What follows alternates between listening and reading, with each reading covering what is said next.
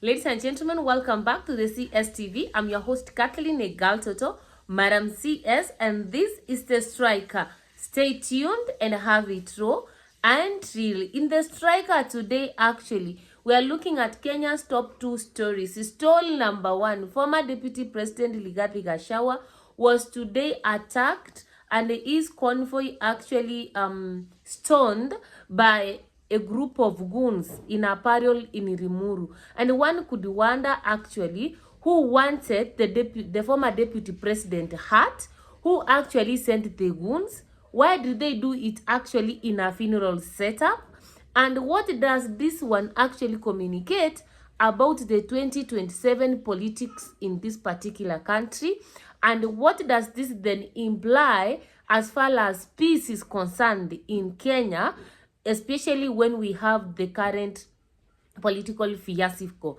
In the second story, actually, we are revisiting Babu Owino and his partnership with Ndindi Nyoro. Today, again, Babu Owino did post a picture of him and Ndindi Nyoro, and they said that actually they will do, they're going to work together, and what actually the common citizen can only grant them is, continuous following. He said that continue following the duo. Nice, something is coming. And finally, is there a probability that Gachagua has formed a political party, and Rintuli and Senator Methu are in that particular political party? This actually, I'm looking at the poster that Mitinga Rinturi put, wishing the people of Meru Merry Christmas, and the colors that actually are branded on the vehicles of Senator Methu. So, before we dive into this particular stories, if you are new to this particular channel, welcome home, karibu nyumbani. Kindly remember to subscribe, like, share, and comment on our videos. Turn on the notification bell so that the next time we are uploading a video, YouTube will automatically notify you. If you are a returning subscriber, thank you so much for tuning in. We love you and thank you for your support. Kindly remember to like, share, and comment on our videos. Again, I apologize for having not uploaded a video yesterday. I had some internet or connectivity issues, but now today we are okay. Now to the top story. I've always said in the past in this particular channel that actually the current political fiasco in this country is taking the direction of the political fiasco in Kenya between 2005 and 2007, after President Kibaki was defeated at the parrot during the referendum, and the people decided to say no to the proposed constitution. What followed was firing all the cabinet, removing the people he deemed he didn't want to work with, and the rest became history. History in the sense that we saw regrouping in terms of ethnicity, there was reemergence of violent groups, and eventually this culminated to 2007-2008 post-election violence.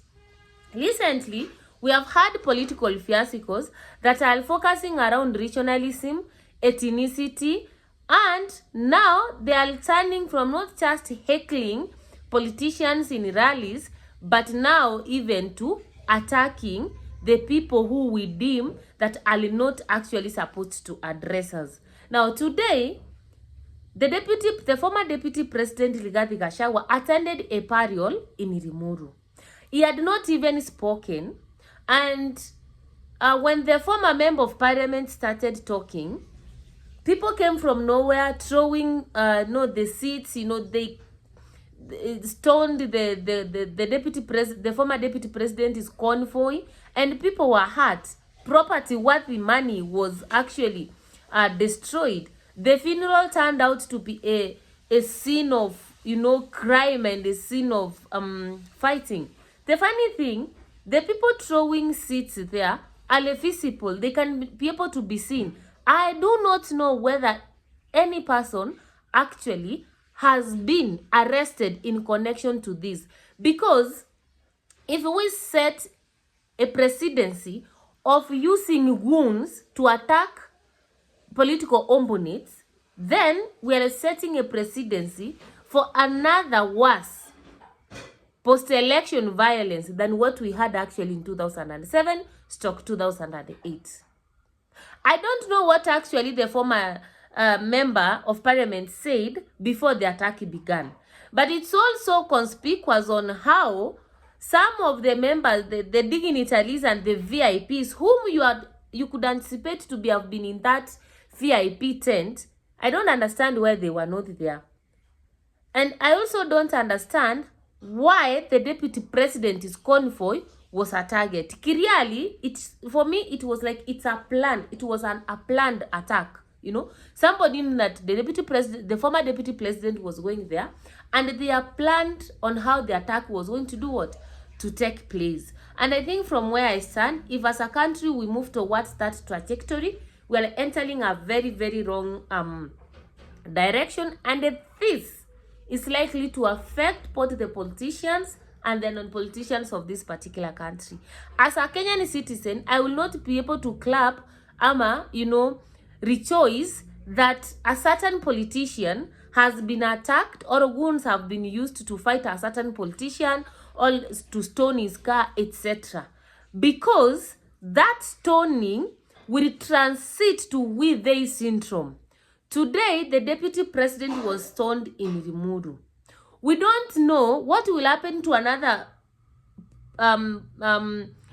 politician if they go to Nyeri. How are the people of Nyeri likely to react to whoever they think is the one who is actually attacking Rigathi Gachagua? And you know that is how we start drumming or beating the drums of war. It all starts by making that Withe syndrome. It is us versus they. It is mtu wetu, it is mtu wao, and before you know, we have developed that hatred and people are fighting. Do you think what actually happened at Limuru today, it's good? Do you think that we are heading to the right direction? And do you think that the current state in which we are is likely to lead us to where we were in 2007 and 2008? What's your opinions actually? And in connection to that, I want to talk about the political outfit that actually Rigathi Gachagua may have made together with Mituka Rinturi and Senator Metu.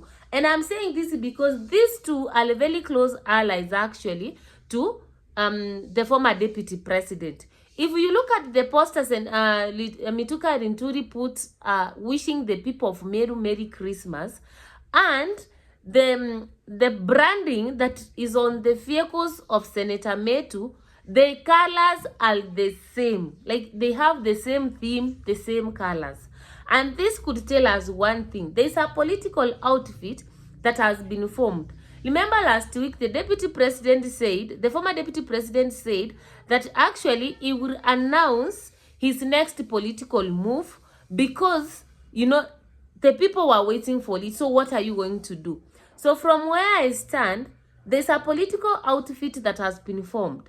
It's only that the former deputy president has not come out openly to say this is the political party I have formed. But looking at what Senator Metu and Mituka Rinturi have posted, then that political outfit is already running. And one could wonder, why could Rigathi Gachagua run to form a political party? One, Rigathi Gachagua has learned from his mistakes. His mistakes in the sense that he entered into an agreement with President Ruto, but he didn't have a bargaining platform and then bargaining power because he didn't have his own political party. And therefore, at the time of his impeachment, he was easily kicked out because he did not even have an MC, a senator, a governor, a member. Like, he had nobody. He was just like somebody who was living on a borrowed cloth. So that's, I think, number one, he has learned his lesson. Number two, he could want that political power. People are alluding that it's like Baba is the one controlling the current government because now the ODM has a say and they can be able to manipulate actually. They can be able to bargain for anything using their numbers. And therefore, I think the former deputy president wants to be powerful. Once you have your own political party, there's an aspect of power. But one could wonder, how powerful is that political party going to be than Uhuru Kenyatta's Jubilee party? And how powerful is Rigathi Gachagua going to be than Uhuru Muigai Kenyatta, who is regarded as the spokesperson of Mount Kenya, or is the kingpin of Mount Kenya? From where I stand, in as much as Rigathi Gachagua is going to make that political party, he must seek the support of other politicians in the mountain who are against President Ruto. Alone is not going to make it, because in as much as he has people who support him, in as much as the public feels like he was betrayed and they love him, the truth of the matter is, when it comes to politics, it's a game of interest. And remember, the only constant thing is petrol. And Rigathi Gachagua had betrayed some people in 2022. And therefore, for him to make a comeback to them, they must have an agreement. So it's not going to say like in him, he has his own political party, he can stand on his own. No. It's good that he has his own political party, that will give him an opportunity for negotiation.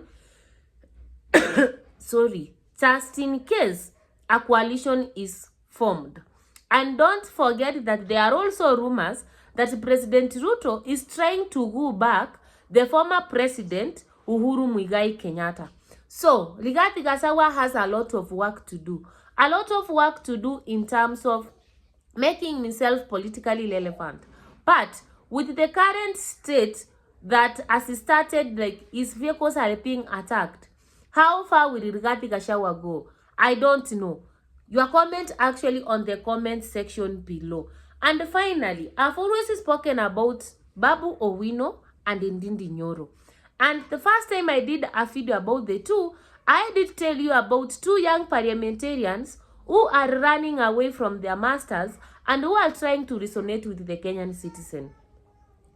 It all started when these people decided to fight against the finance bill, to fight against the impeachment of Rigathi Gachagua.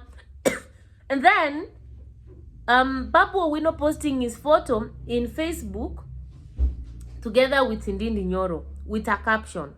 And then he posted another photo of himself, in a poster of a political party.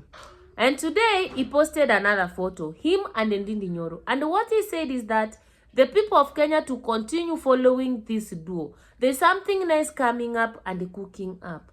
Now, it is evident that actually Babu Owino and nyoro are forming their own also political outfits. Perhaps these two wants to run for president, which I strongly believe actually they'll want to run for the presidential ticket. As to who is going to be the deputy president and the president, I do not know. This is going to depend on so many factors. If, for example, Babu Owino runs for president, will the people of the mountain vote him?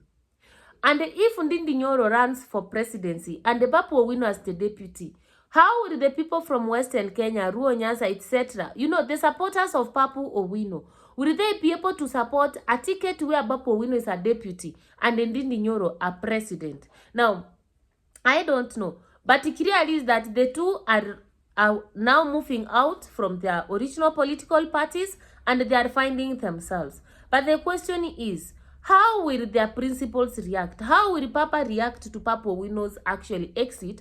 And how will Ruto react to nyoro's exit? Will they have a smooth ride actually towards 2027? Will they be given an opportunity even to be cleared for president? Or we will reach somewhere in 2026. That is the time we see the case of Babu Owino, for example, the one he had with DJ F12, now being brought to the service that Babu Owino did the APCD. Is it the time actually we will reach somewhere in 2025 and maybe we are being told that nyoro is involved in some multi-practices, misallocation of funds? Remember, is the committee of the budget allocation funds. So, even finding a mistake for him is going to be very, very easy. And from where I stand actually, I don't think that these two are going to have an easy ride. They may have an easy ride from their supporters, but at least not from their principals. What is your opinion actually? Those are my opinions, and kindly drop your opinions in the comment section below. Remember to like, share, and share and comment on our videos, and more importantly, kindly remember to subscribe. Bye bye, until next time.